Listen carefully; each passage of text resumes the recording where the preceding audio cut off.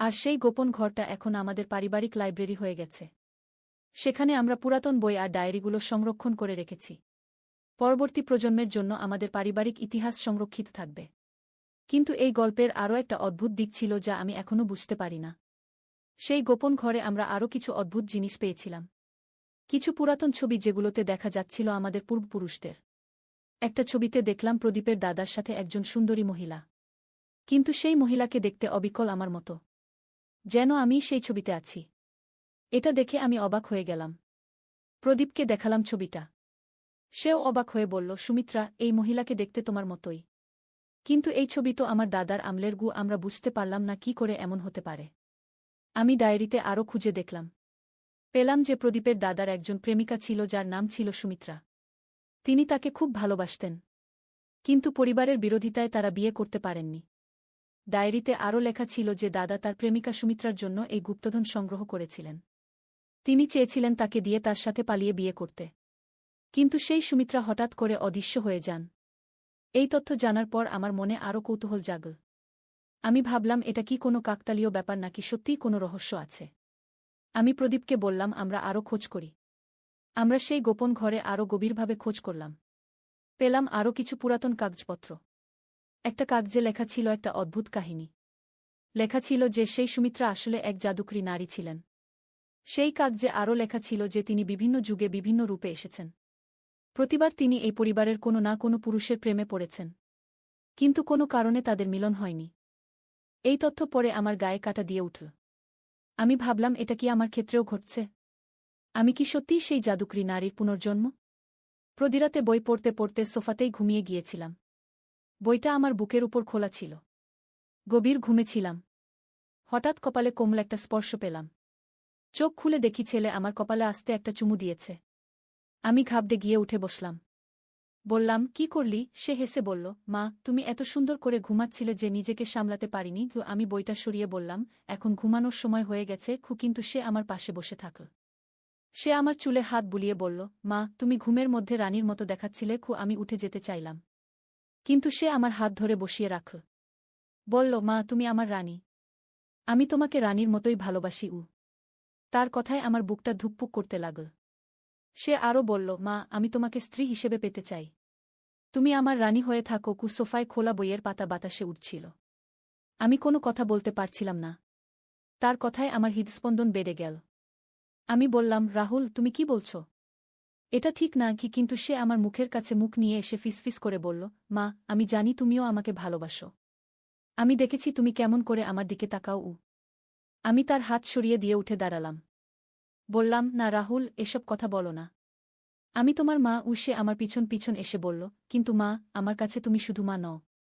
তুমি একজন সুন্দরী নারী। আমি তোমাকে দেখলে নিজেকে নিয়ন্ত্রণ করতে পারি না। আমি ভয় পেয়ে গেলাম। বললাম, রাহুল, তুমি ঠিক নেই। ডাক্তার দেখানো দরকার। সে হঠাৎ জোর করে আমাকে জড়িয়ে ধরল। আমি চিৎকার করে বললাম, ছাড়ো আমাকে। কিন্তু সে আরও শক্ত করে ধরল। তখনই হঠাৎ প্রদীপ এসে গেল। দেখে চিৎকার করে বলল, এটা কি হচ্ছে? রাহুল আমাকে ছেড়ে দিল। আমি কাঁদতে কাঁদতে প্রদীপের কাছে গেলাম। প্রদীপ রাগে ফুঁসতে ফুঁসতে রাহুলকে বলল, তুমি কি করছিলে? রাহুল ভয় পেয়ে বলল, বাবা, আমি মাকে সান্ত্বনা দিচ্ছিলাম। উনি কাঁদছিলেন খুব। প্রদীপ বুঝতে পারল কিছু একটা ভুল হয়েছে। কিন্তু আমি সব খুলে বলতে পারছিলাম না। রাতে শুয়ে আমি ভাবছিলাম, এই অবস্থায় আমি কি করব। রাহুলের আচরণ দিন দিন খারাপ হচ্ছে।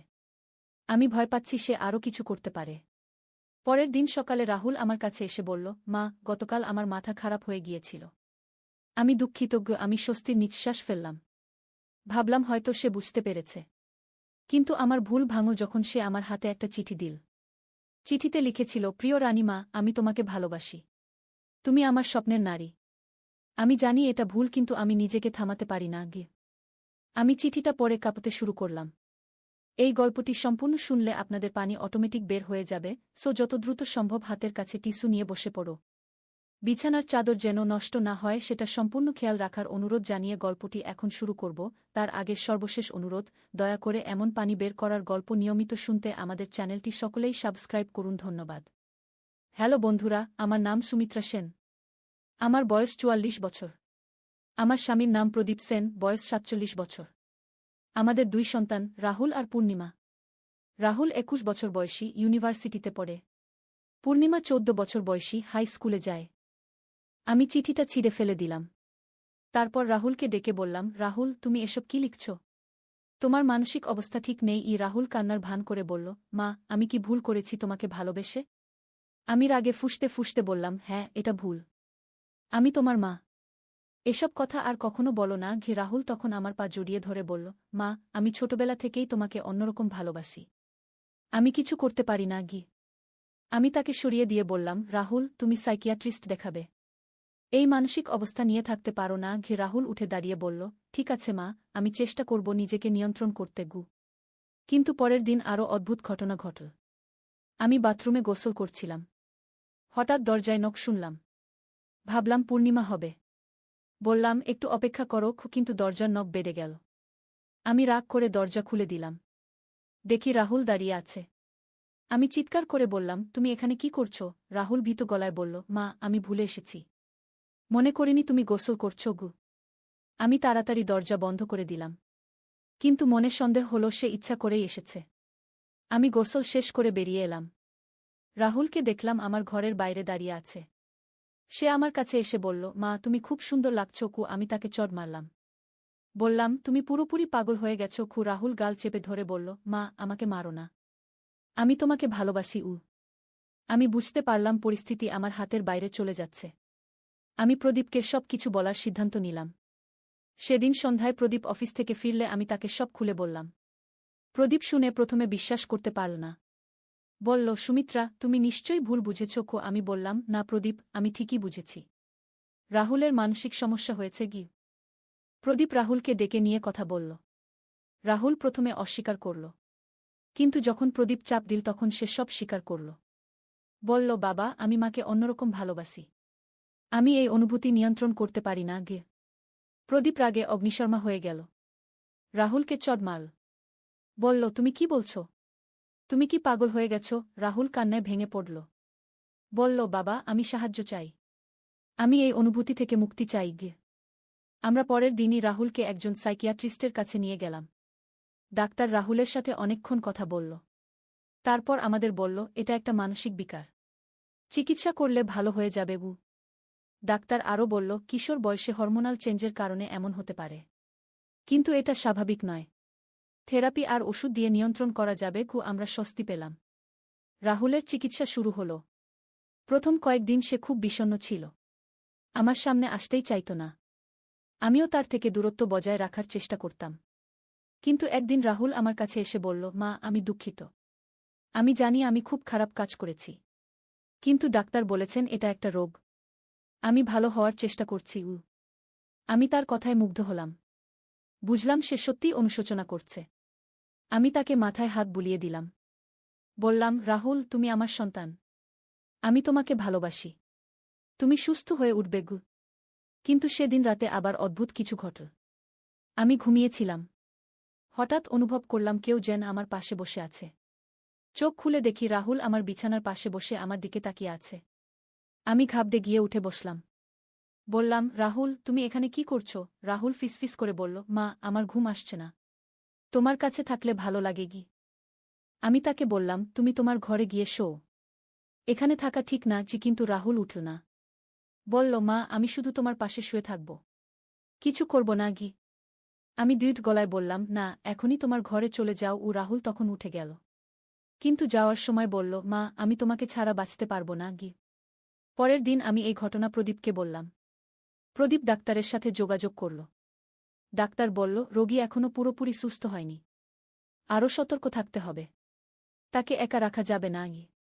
আমরা রাহুলকে আরও নজরদারিতে রাখলাম। কিন্তু তাতেও কাজ হল না। একদিন আমি রান্নাঘরে কাজ করছিলাম। হঠাৎ রাহুল পেছন থেকে এসে আমাকে জড়িয়ে ধরল। আমি চিৎকার করে বললাম, ছাড়ো আমাকে। কিন্তু রাহুল শক্ত করে ধরে রাখল। বলল, মা, আমি আর পারছি না। ডাক্তারের ওষুধেও কাজ হচ্ছে না। আমি জোর করে তার হাত ছাড়িয়ে দিলাম। প্রদীপকে চিৎকার করে ডাকলাম। প্রদীপ এসে রাহুলকে তার ঘরে নিয়ে গেল। আমি কাঁদতে কাঁদতে ভাবলাম এই পরিস্থিতির কি সমাধান হবে। সেদিনই আমরা রাহুলকে একটা পুনর্বাসন কেন্দ্রে ভর্তি করানোর সিদ্ধান্ত নিলাম। ডাক্তার বলল, এখানে তার চিকিৎসা আরও ভালোভাবে হবে। যদিও মন চাইছিল না, তবু আমরা রাহুলকে সেখানে পাঠালাম। রাহুল যাওয়ার দিন কাঁদতে কাঁদতে আমাকে বলল, মা, আমি ভালো হয়ে ফিরে আসব। তুমি আমাকে ক্ষমা করো। আমিও কান্নায় ভেঙে পড়লাম। কিন্তু জানতাম এটাই সঠিক সিদ্ধান্ত। রাহুল চলে যাওয়ার পর আমাদের বাড়িতে একটা অদ্ভুত নীরবতা নেমে এল।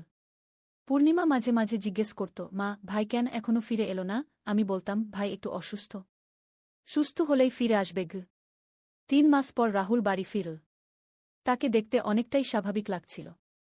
সে আমার পায়ে মাথা রেখে বলল, মা, আমি সুস্থ হয়ে এসেছি। আর কখনো তোমাকে কষ্ট দেব না। আমি তার মাথায় হাত রেখে বললাম, রাহুল, তুমি আমার ভালো ছেলে। আগের সব ভুলে যাও। রাহুল কান্নায় ভেঙে পড়ল। বলল, মা, আমি কত খারাপ কাজ করেছি। তুমি আমাকে মাফ করো। তারপর থেকে রাহুলের আচরণ সত্যিই পরিবর্তিত হল। সে আর আগের মতো আমার কাছে অদ্ভুত আচরণ করত না, বরং আমার থেকে একটা শব্দ দূরত্ব বজায় রাখত। কিন্তু একদিন আমি তার ডায়েরি পড়ে ফেলি। সেখানে লেখা ছিল, আমি এখনও মাকে অন্যভাবে ভালোবাসি, কিন্তু আমি নিজেকে নিয়ন্ত্রণ করতে শিখেছি। এটা পড়ে আমি আবার চিন্তিত হয়ে পড়লাম। আমি প্রদীপকে এই বিষয়ে বললাম। প্রদীপ ডাক্তারের সাথে যোগাযোগ করল। ডাক্তার বলল, এটা স্বাভাবিক।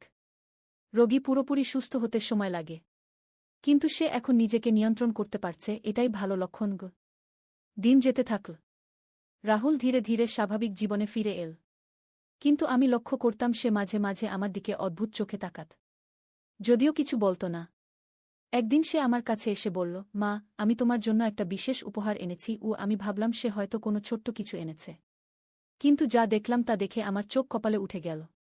সে আমার হাতে একটা পুরাতন চাবি দিল। চাবিটা দেখতে অদ্ভুত লাগছিল, সোনালি রঙের মতো কিন্তু ভারী। চাবিতে কিছু অদ্ভুত চিহ্ন খোদাই করা। রাহুল বলল, মা, এই চাবি দিয়ে তুমি আমাদের বাড়ির গোপন ঘরটা খুলতে পারবে। আমি অবাক হয়ে বললাম, গোপন ঘর? আমাদের বাড়িতে কোনো গোপন ঘর নেই তো। রাহুল রহস্যময় হাসি দিয়ে বলল, আছে মা, আমি আবিষ্কার করেছি। চলো আমার সাথে। আমি তার সাথে গেলাম। সে আমাকে নিয়ে গেল আমাদের বাড়ির পুরাতন গুদাম ঘরে। সেখানে অনেক পুরাতন আসবাবপত্র রাখা। রাহুল একটা বড় আলমারির পেছনে গিয়ে দেওয়ালে হাত দিল। হঠাৎ দেওয়ালের একটা অংশ সরে গেল। আমার চোখ ছানাবড়া হয়ে গেল। দেওয়ালের ভেতর একটা সিঁড়ি। রাহুল বলল, মা, এই সিঁড়ি দিয়ে নিচে একটা গোপন ঘর আছে, দাদুর আমলের। আমি গতকাল আবিষ্কার করেছি। আমি ভয় পেয়ে গেলাম।